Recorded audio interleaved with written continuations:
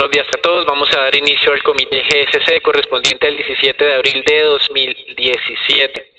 Vamos a estar viendo en el calendario económico información que fue publicada desde el día miércoles 12 de abril en horas de la tarde hasta hoy en la madrugada.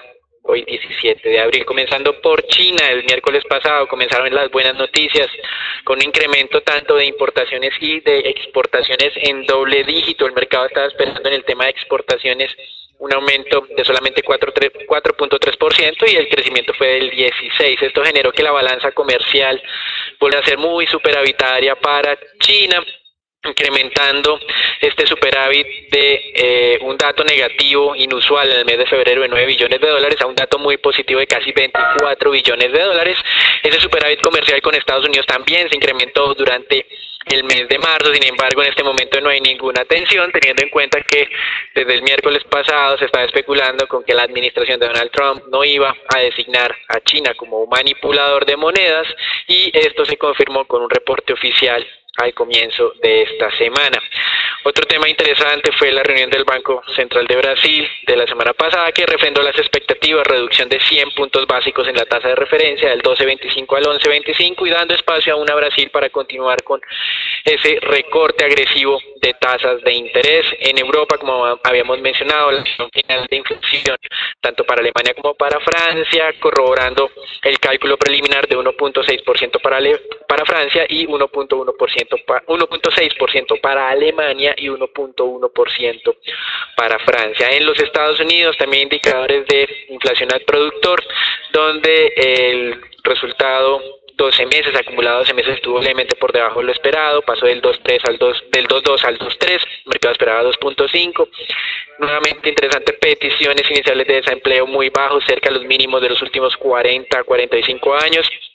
Y el día jueves se dio a conocer la confianza del consumidor, que calculó la Universidad de Michigan, sorprendiendo con una revisión al alza del 96.9 al 98 puntos.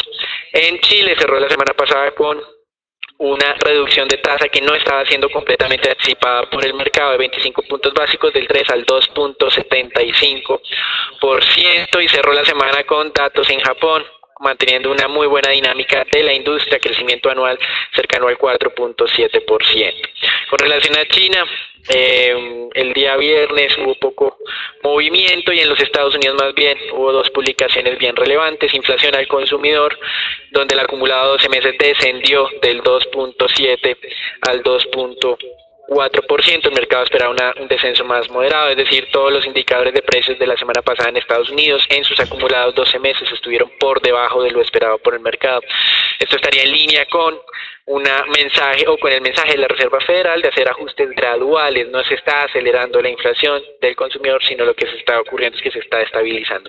Y por otro lado, en las ventas minoristas, y esto sí es un tema bien importante, hay que hacer seguimiento. Segundo mes consecutivo de contracción en los Estados Unidos. Si bien es cierto, la visión sobre la economía estadounidense para este año está con un crecimiento cercano al 2%, el primer trimestre de este año parece que sí, efectivamente fue muy débil. Recuerden lo que menciona la Reserva de Atlanta, con un pronóstico de crecimiento de solamente 0.6%, el mercado espera crecimiento alrededor del 1.5%. Y esta semana comenzamos con ventas minoristas en China, con un crecimiento del 10%, el mercado esperaba el 9.6%. En este frente, pues los datos también muy por encima de lo esperado. Esto se acumula también con los datos de comercio exterior en China, que fueron dados a conocer la semana pasada muy positivos, y a esto se le suma el dato de industria, crecimiento del 6.8 por encima del esperado del 6.3, haciendo que el crecimiento de primer trimestre en China, primer país en publicarlo de los países entre comillas emergentes, fue del 6.9%, superó el pronóstico de mercado, que era del 6.8%. El crecimiento se aceleró en este primer trimestre de este año, ya lo había hecho en el último trimestre del 2016, y esto muestra un poco más de confianza sobre los mercados emergentes. Con relación a América Latina, comenzamos con Brasil, indicador de actividad económica, el dato mes a mes con un crecimiento del 1.3% y el dato anualizado ya dejando casi esos niveles de contracción que se presentaron durante todo el año 2016 y ya la economía estaría cerca a su estabilidad del 0%. En el último mes la contracción de los últimos 12 meses era del 2.3%, ahora en este mes es del solamente el 0.3%. En los Estados Unidos acaba de ser publicado un dato también un poco débil, encuesta manufacturera de Nueva York, con una lectura de 5.2 unidades, el mercado estaba esperando que se mantuviera relativamente inalterada en la parte alta, y más adelante en Colombia, hoy 2 de la tarde, indicadores de industrias de comercio para los cuales somos también poco optimistas. En uno tenemos contracción del 1.1%, en el otro estaría en un rango entre una contracción del 1 y un estancamiento del 0%, por eso nuestro arranque de año en Colombia también fue bien débil y probablemente ni siquiera alcancemos un nivel de crecimiento del 1,5% en el primer trimestre. Eso en lo que tiene que ver con los datos económicos de los últimos 3 o 4 días, teniendo en cuenta pues que tuvimos feriados, ya pues en Asia adelantamos el tema de crecimiento de China, en Europa unas declaraciones muy interesantes del ministro de Finanzas alemán, donde mencionaba básicamente que un resultado de elecciones en extremos en Francia sería muy negativo para la Unión Europea. Recuerden que en las últimas 2 semanas ha venido repuntando el candidato de izquierda, el candidato más radical, y a esto se le suma que la más opcionada para la segunda vuelta siempre ha sido la candidata de ultraderecha del movimiento nacionalista Marine Le Pen. Entonces, si bien es cierto, hasta el momento los sondeos dan como en la primera ronda ganadora a Marine Le Pen y en el segundo lugar al candidato independiente Macron, el candidato de izquierda radical Mélenchon ha venido incrementándose en su intención de voto y ya está ubicado en el tercer lugar. Por eso es un factor de riesgo que hay que estar sondeando este 23 de abril que tenemos elecciones en Francia. En los Estados Unidos varios anuncios y todos un poco contradictorios frente a lo que había sido las promesas de campaña de Donald Trump, comenzando por el designado como director del Consejo de Asesores Económicos, Kevin Hassett, quien cree fervientemente que la inmigración impulsa el crecimiento, algo totalmente diferente a lo que aparentemente quiere implementar o prometió implementar la administración de Donald Trump. Por otro lado, hay otros reversazos que está dando la administración de Donald Trump, eso lo estábamos viendo el día miércoles. El primero de ellos tiene que ver con el reconocimiento de que primero tiene que venir la reforma de la salud y luego la reforma tributaria. Recuerden que cuando no contó con los votos suficientes dentro de su propio partido, el presidente Donald Trump prometió entonces avanzar en el tema tributario, y en esto nos tiene desde comienzos de febrero, cuando prometió que en un par de semanas iba a tener una fenomenal propuesta. Esto no ha ocurrido y está dando su reversazo. Primero, como es normal, la reforma a la salud, donde se vienen unos ahorros que pueden ser incluidos dentro de esa reforma tributaria para reducir la carga de las personas naturales y de las empresas. Por otro lado, dice que el dólar está excesivamente alto y que obviamente eso obedecía a que él estaba en la presidencia en los Estados Unidos, eso fue parte de sus declaraciones. Y en otro cambio de dirección manifestó que la OTAN ya no es obsoleta, algo que había afirmado en reiteradas ocasiones durante su programa de campaña, y tal vez lo que más le ha interesado al mercado es que ahora apoya a Janet Yellen, le gusta, cuando en campaña decía que era una de las responsables de la situación en los Estados Unidos. Entonces, digamos que ha hecho varios reversazos en conjunto con lo de no a calificar a China como manipulador de monedas. Aparentemente la realidad ha superado su intención de campaña, y probablemente pues tener a China de su lado para tratar de manejar ese conflicto en la península coreana sea más beneficioso que entablar de una vez una disputa abierta en comercial y dañar cualquier tipo de avance diplomático que pueda lograrse. Con relación a esa reunión de la semana pasada, el secretario de Estado en los Estados Unidos, básicamente lo que se tuvo fue que efectivamente Putin sí se había reunido con él 2 horas, en las que mantienen las diferencias entre ambos países sobre la situación en Siria. Rusia sigue defendiendo que Estados Unidos fue engañado, que el ataque químico no fue efectuado por las fuerzas de Bashar al-Assad. Estados Unidos dice que, o insiste en que efectivamente tiene pruebas de que sí fue así, y digamos que en este frente lo que hizo Rusia fue vetar una decisión de la ONU, probablemente de sanciones en contra de la administración de Bashar Bashar al-Assad en Siria. Por el momento los canales diplomáticos mencionaron que se habían reabierto, esto había distensionado un poco al mercado, pero la situación sigue sin solucionarse, y en el tema de Corea pues obviamente la atención sigue con relación a las posibles implicaciones de haber dirigido esa flota de ataque estadounidense hacia esta península. Sin embargo, como mencionábamos en nuestro anterior comité, pues es una estrategia muy diferente a lo aplicado con Siria. En Siria no hubo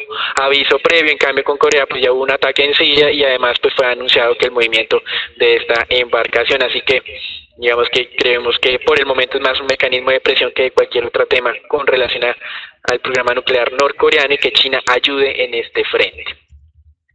En los Estados Unidos tuvimos, recuerden, la semana pasada los datos un poco más débiles en temas económicos, y esto podría frenar un poquito esos avances en los mercados de renta fija. La semana pasada estábamos en tasas del 2.30 o rompiendo ese nivel. Esto pues daría algo de tranquilidad en esa tendencia. Toca ver si las tensiones geopolíticas continúan generando utilidades adicionales en los mercados de renta fija durante esta semana. Por el momento no ha habido escalamiento, y el mercado muy enfocado entonces en las elecciones en Francia, un nuevo factor de riesgo. Si la segunda vuelta fuera entre el candidato de independiente y la candidata de ultraderecha, pues el mercado estaría relajado, pero si el candidato independiente no pasara a la segunda vuelta, entonces las cosas volverían a incrementarse desde el punto de vista de percepción de riesgo. En América Latina, Brasil, como mencionábamos, redujo la tasa y deja la puerta abierta para reducciones adicionales, teniendo en cuenta que esa medida fue apoyada de manera unánime por los miembros del Comité de Política Monetaria. En Brasil, interesante, sector servicios se expandió por cuarto mes consecutivo, también una buena noticia de la mano de esa menor contracción anual que observamos en el mes de febrero. En México, la publicación de minutas del Banco Central reforzó la idea de que el sesgo alcista persiste, pero de una manera más moderada. En la última reunión el incremento solo fue de 25 puntos básicos desde el 2015 hasta el momento.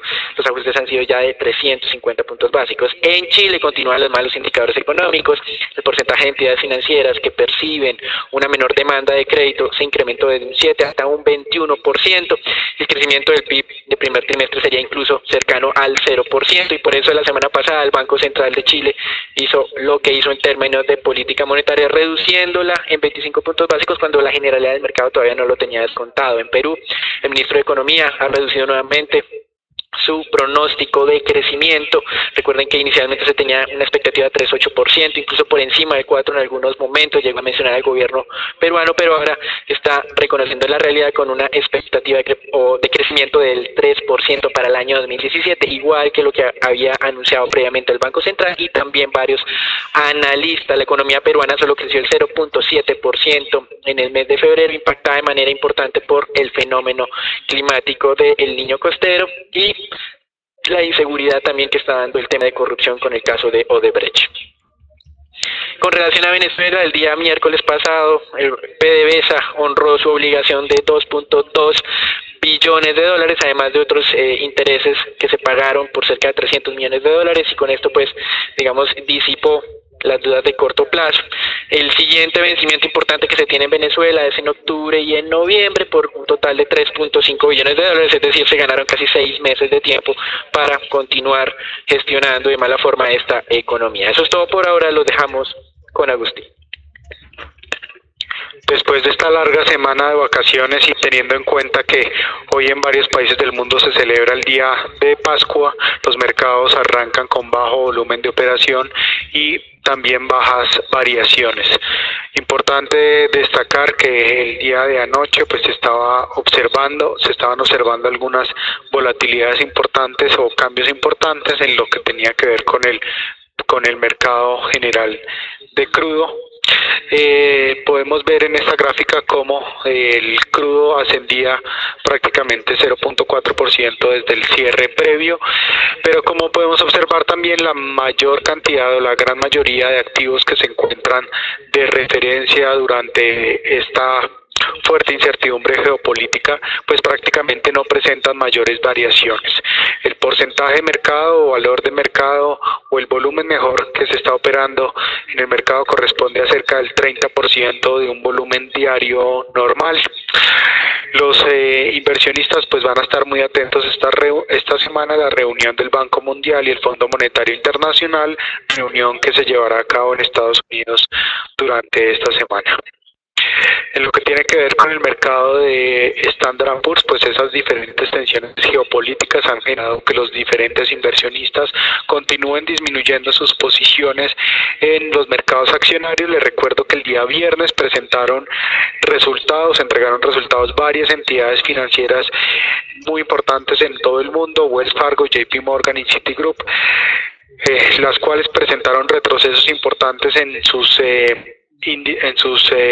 desempeño de sus acciones, a pesar de los buenos resultados de JP Morgan y Citigroup.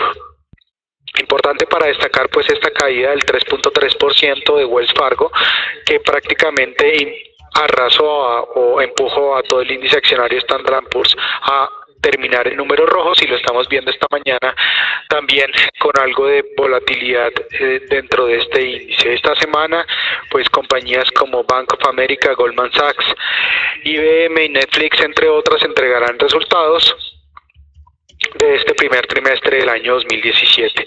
Nuestro indicador de tendencia, como ustedes pueden observar, está alertando posible cambio a la baja desde la ruptura de los 2.350 puntos presentado el pasado 12 de abril. Por tal razón, continuamos recomendando cautela en la toma de posiciones largas en las acciones en Estados Unidos.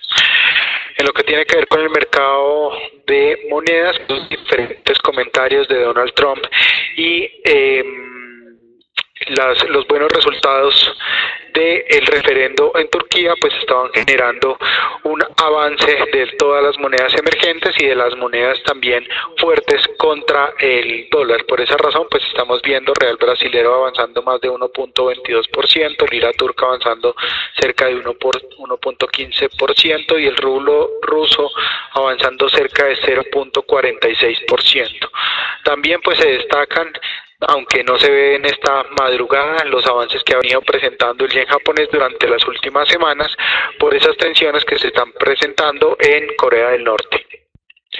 En lo que tiene que ver con el mercado de crudo, pues simplemente destacar que el precio del mismo se mantiene sobre esa zona por encima de los $53 el barril. Como podemos observar, esa señal de alerta que fue anunciada desde el pasado 29 de marzo, cuando el precio del WTI se encontraba sobre los 48,50 por primera vez, esta mañana está señalando un posible agotamiento. Por tal razón pues cautela en las posiciones largas. Estaríamos entrando en una zona de toma de utilidades potencial. Este retroceso que hemos observado desde esta madrugada y esta fuerte volatilidad en los precios del crudo están directamente ligados a los reportes de plataformas activas en Estados Unidos que fueron entregados el viernes anterior, en la cual se dio a conocer que estas plataformas se incrementaron a 683 frente a la semana, hace 683 plataformas. Este dato pues es el más alto presentado desde abril del año 2015, y también se destaca que ha duplicado la cantidad de plataformas desde el pasado mes de mayo, en donde se ubicaba en 316.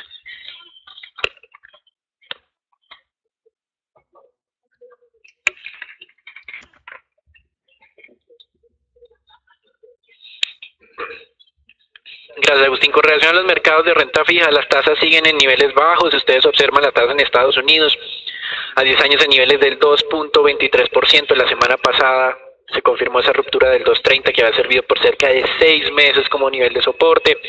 Y esto, muy a pesar de que la Reserva Federal pues mantiene ese discurso de gradualismo en los ajustes al alza de su tasa de interés, y también que ha venido incorporando y anunciándole al mercado la posibilidad de iniciar el proceso de normalización del tamaño del portafolio gestionado por esta entidad.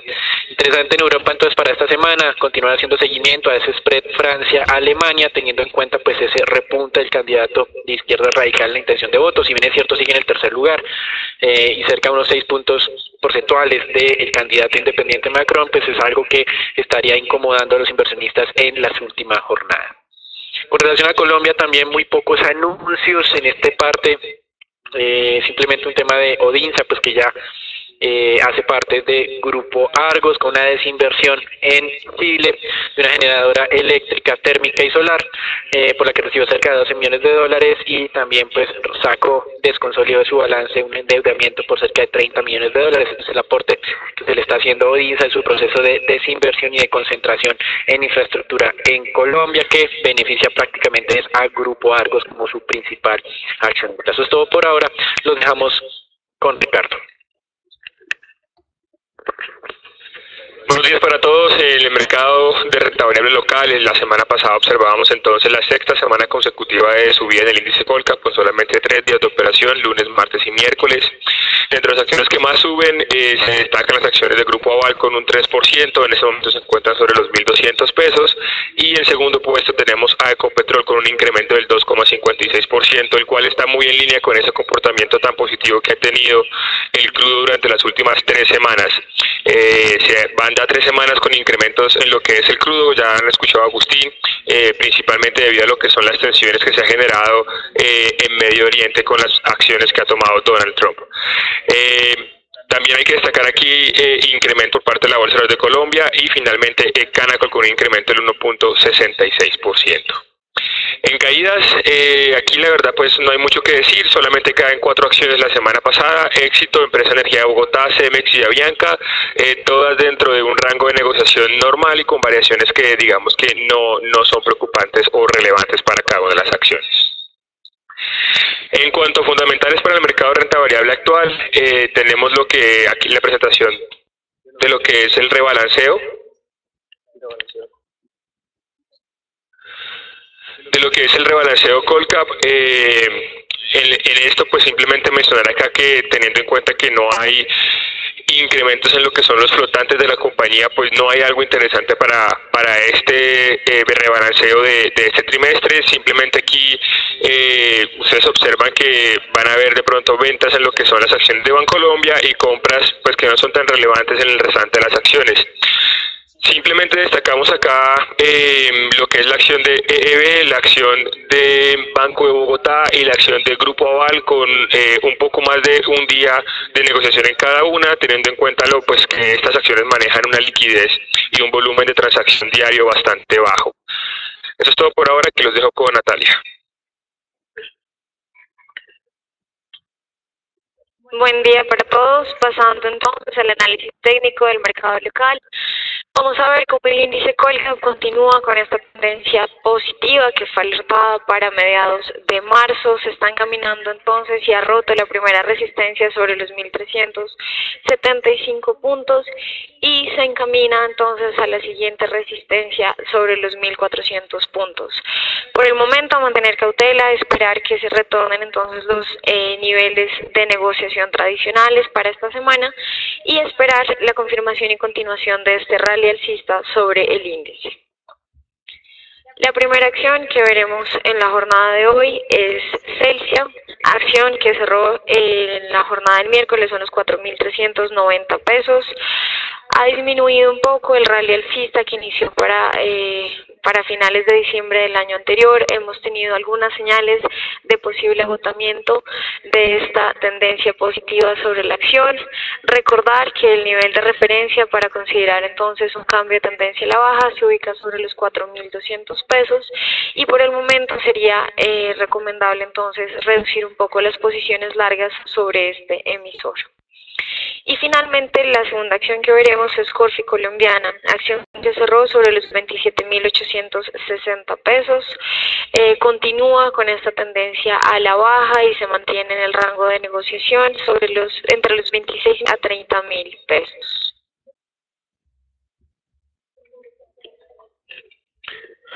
Bien, en línea con el desempeño del resto de monedas emergentes y prácticamente todas las otras divisas, estamos observando esta mañana cómo el tipo de cambio peso dólar está atacando la zona soporte estructural de los 2.860 pesos. La tendencia pues no ha cambiado, sin embargo hay que tener cautela con la toma de posiciones largas, sí, porque estamos atacando pues esa zona de soporte estructural sobre los 2.850 pesos. Por el momento pues simplemente ponemos nuestra recomendación de largos en revisión. Filipe. Buenos días a todos. En el mercado de test, como vimos la semana pasada, hubo un muy bajo volumen. Hoy también las negociaciones arrancan un poco lentas debido a la llegada de Semana Santa, pero es importante volver a resaltar ese nivel entre el 6.37 y 6.35, importante nivel en los julios del 24, que no ha permitido mayores valorizaciones.